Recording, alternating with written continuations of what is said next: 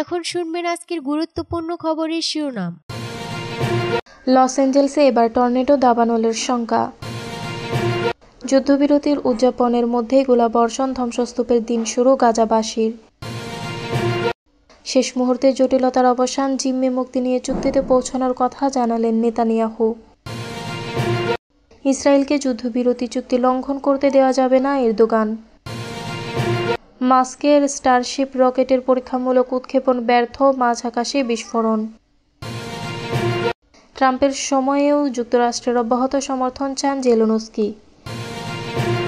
Loss অ্যাঞ্জেলসে এবার tornado দাবানলের শঙ্কা। ইতিহাসের ভয়াবহ দাবানলে 9 দিন ধরে জ্বলছে যুক্তরাষ্ট্রের ক্যালিফোর্নিয়ার লস অ্যাঞ্জেলস। রিপোর্ট লেখা পর্যন্ত দাবানলে প্রাণ হারিয়েছেন অন্তত 24 জন, নিখোঁজ রয়েছেন বেশ কয়েকজন। এদিকে স্থানীয় সময় বুধবার থেকে শুরু হওয়া সান্তা অ্যানা নামের ঝড়ো বাতাসে আগুন নিয়ন্ত্রণে নতুন চ্যালেঞ্জের মুখে পড়েছেন অগ্নি নির্বাপন কর্মীরা। এর মধ্যেই আগুনের টর্নেডোর আশঙ্কা করছেন আবহাওয়া বিশেষজ্ঞরা। লস অ্যাঞ্জেলসে দাবানল শুরু হয় গত 7 জানুয়ারি, পরে তা ছড়িয়ে পড়ে বিস্তীর্ণ এলাকায়। এর মধ্যে ছোট বড় প্রায় 12টি দাবানলের ঘটনা ঘটে। আগুনে অভিজাত এলাকা হিসেবে পরিচিত প্যাসিফিক প্যালিসেডসের বাসিন্দাদের প্রায় 5,500 বিলাসবহুল বাড়িঘর ও স্থাপনা ধ্বংস হয়ে গেছে। এমন পরিস্থিতিতে সান্তা অ্যানা নামে ঝড়ো বাতাস বইতে শুরু করায় আবারও আতঙ্ক দেখা দিয়েছে।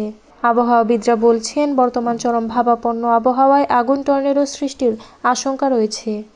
যুদ্ধবিরতি উদযাপনের মধ্যে গোলাবর্ষণ, ধ্বংসস্তূপের দিন শুরু গাজাবাসীর। গাজা উপত্যকায় যুদ্ধবিরতির চুক্তির খবর জানাজানি হওয়ার পর সেখানে ব্যাপক আনন্দ উদযাপিত হলেও বৃহস্পতিবার ফিলিস্তিনি ভূখণ্ডের বাসিন্দারা ইসরায়েলের নতুন বিমান হামলার পর ধোঁয়া, ধ্বংসস্তূপ ও আরও মৃত্যুর মধ্যে দিন শুরু করে।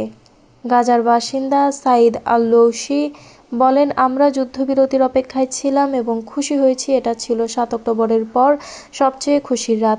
নিজের চাচার মৃত্যুর কথা উল্লেখ করে তিনি আরও বলেন, হঠাৎ করে আমরা 40 জন নিহত হওয়ার খবর পেলাম। এলাকার পুরো আনন্দ দুঃখে পরিণত হলো, যেন কোনো ভূমিকম্প হয়েছে।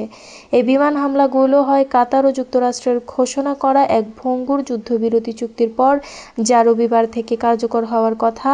এএফপির হামলার বিষয়ে মন্তব্য জানতে ইসরায়েলি সেনাবাহিনীর সঙ্গে যোগাযোগ করেছে।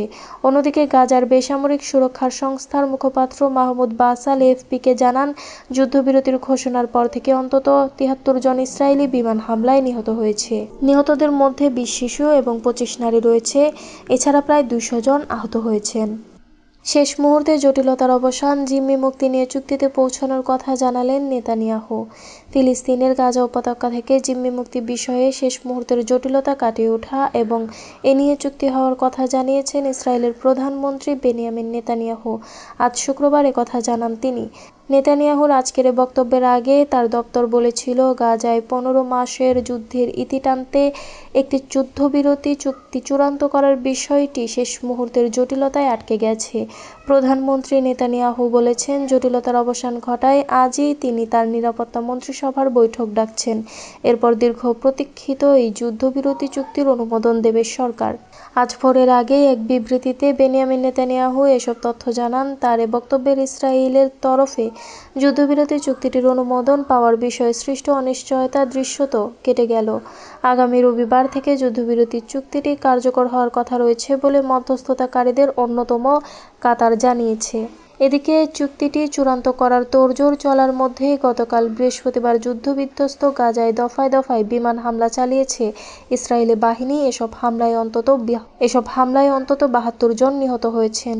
নেতানিয়াহু বলেছেন, গাজা থেকে ফিরতে চলা জিম্মিদের গ্রহণ করতে একটি বিশেষ টাস্ক ফোর্সকে নির্দেশনা দিয়েছেন তিনি। এ অবস্থায় জিম্মিদের পরিবারগুলোকে যুদ্ধবিরতি চুক্তি চূড়ান্ত হওয়ার কথা জানানো হয়েছে।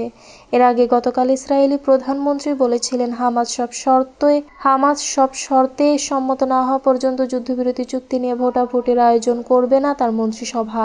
ইসরায়েলের অভিযোগ, হামাস শেষ মুহূর্তে চুক্তিতে কিছু নতুন বিষয় যুক্ত করতে চাইছেন। অবশ্য হামাস এ অভিযোগ নাকচ করে দিয়েছে। সংগঠনটির জ্যেষ্ঠ নেতা ইজ্জাত আল রিস্ক বলেন, তারা যুদ্ধবিরতি চুক্তি কার্যকর করার ব্যাপারে প্রতিশ্রুতিবদ্ধ। ইসরায়েলকে যুদ্ধবিরতি চুক্তি লঙ্ঘন করতে দেওয়া যাবে না এরদোগান। ইসরায়েলি সরকারকে গাজায় যুদ্ধবিরতি চুক্তি লঙ্ঘন করতে দেওয়া উচিত নয় বলে মন্তব্য করেছেন তুরস্কের প্রেসিডেন্ট রিসেপ তাইপ এরদোগান। তুরস্কের রাজধানী আঙ্কারায় এক সংবাদ সম্মেলনে কথা বলেন এরদোগান। কাতার ভিত্তিক সংবাদ মাধ্যম আল জাজিরার বরাতে এক প্রতিবেদনে তথ্য জানিয়েছে মেহের নিউজ এজেন্সি।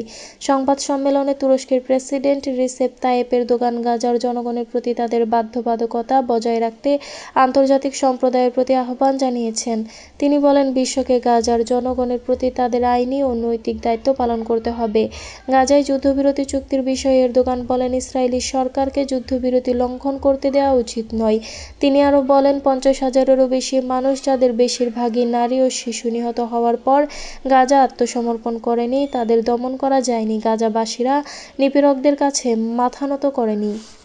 মাস্কের স্টারশিপ রকেটের পরীক্ষামূলক উৎক্ষেপণ ব্যর্থ, মাঝ আকাশে বিস্ফোরণ। ধনকুবের ইলন মাস্কের মালিকানাধীন মহাকাশ গবেষণা প্রতিষ্ঠান স্পেস এক্সের স্টারশিপ রকেটের সাম্প্রতিকতম পরীক্ষা এটি উৎক্ষেপণের কয়েক মিনিট পরেই ব্যর্থ হয়েছে। স্পেস এক্সের কর্মকর্তারা বলেন, যুক্তরাষ্ট্রের টেক্সাস থেকে গতকাল বৃহস্পতিবার এই রকেটের পরীক্ষা চালানো হয়, তবে উৎক্ষেপণের স্বল্প সময়ের মধ্যেই এতে ত্রুটি দেখা যায়। যুক্তরাষ্ট্রের প্রযুক্তি উদ্যোক্তা জেফ বেজোসের মহাকাশ প্রতিষ্ঠান ব্লু অরিজিনের তৈরি নিউ গ্লেন নামের রকেটের প্রথম সফল উৎক্ষেপণের কয়েক ঘণ্টা পর মাস্কের প্রতিষ্ঠানের স্টারশিপ রকেটের এই পরীক্ষা চালানো হয়। গতকাল ফ্লোরিডার Cape Canaveral Space Force Station থেকে ব্লু অরিজিনের রকেটটি উৎক্ষেপণ করা হয়েছিল। মহাকাশযানের বাজারে নিজেদের আধিপত্য প্রতিষ্ঠার চেষ্টা করেছেন মাস্ক ও বেজোস, দুই ধনকুবেরই। সামাজিক যোগাযোগ মাধ্যমে এক্সে পোস্ট করা টুইটে স্পেস এক্স জানায়, উৎক্ষেপণের পর দ্রুতই অনির্ধারিতভাবে স্টারশিপ রকেটটি ভেঙে পড়ে।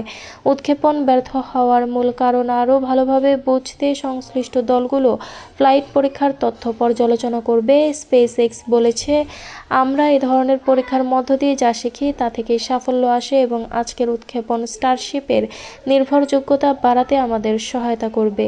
এই উৎক্ষেপণ নিয়ে সামাজিক মাধ্যমে প্রকাশিত ফুটেজে দেখা যায়, মাঝ আকাশে একটি রকেট বিস্ফোরিত হয়ে ভেঙে পড়ছে, তবে এই ফুটেজের সত্যতা যাচাই করা যায়নি। ওই ঘটনা নিয়ে ইলন মাস্ক এক্সে লেখেন, সাফল্য অনিশ্চিত তবে বিনোদন নিশ্চিত। এবার তার সঙ্গে রকেট উৎক্ষেপণের দৃশ্যও শেয়ার করেন তিনি। ট্রাম্পের সময়েও যুক্তরাষ্ট্রের অব্যাহত সমর্থন চান জেলেনস্কি। আগামী ফেব্রুয়ারি মাসে রাশিয়ার সঙ্গে ইউক্রেনের যুদ্ধের 3 বছর পূর্ণ হবে, তবে এর আগেই যুক্তরাষ্ট্রের প্রেসিডেন্ট হিসেবে দায়িত্ব নিচ্ছেন রিপাবলিকান ডোনাল্ড ট্রাম্প। এমন অবস্থায় ইউক্রেনের প্রেসিডেন্ট ভলোদিমির জেলেনস্কির আশা, আসন্ন ট্রাম্প প্রশাসনের সময়েও যুক্তরাষ্ট্রের সমর্থন অব্যাহত থাকবে। এ সপ্তাহে ওয়ারশে পোল্যান্ডের প্রধানমন্ত্রী ডোনাল্ড টাস্কের সঙ্গে এক যৌথ সংবাদ সম্মেলনে জেলেনস্কি বলেন, আমরা যুক্তরাষ্ট্রের প্রেসিডেন্টের অভিষেকের জন্য অপেক্ষা করছি। আমার মনে হয় গোটা বিশ্বই অপেক্ষা করছে, কারণ বিশ্বের স্থিতিশীলতার জন্য যুক্তরাষ্ট্র একটি কৌশলগত সহযোগী রাষ্ট্র। জেলেনস্কি যুক্তরাষ্ট্রকে রুশ আগ্রাসনের বিরুদ্ধে এই যুদ্ধে ইউক্রেনের অস্তিত্বের জন্য